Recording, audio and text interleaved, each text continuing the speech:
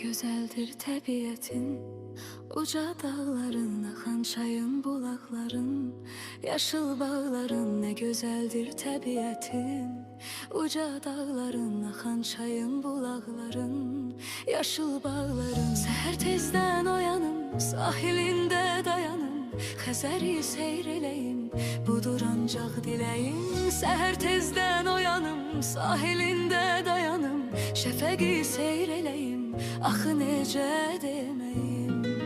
Sənə qurbandı canım, a mənim Lənkəranım, səndə xoşdur hər anım, a mənim Lənkəranım. Sənə qurbandı canım, ay mənim Lənkəranım, səndə xoşdur hər anım, a mənim Lənkəranım.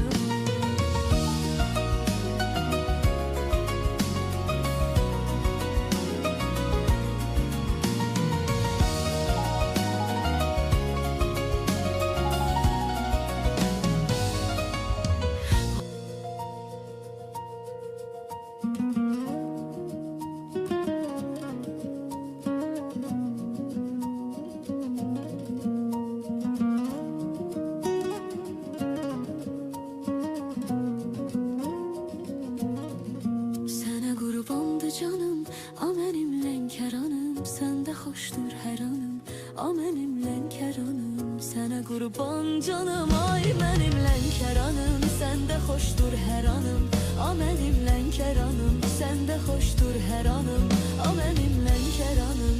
Sənə qurbandı canım, mənim Azərbaycanım.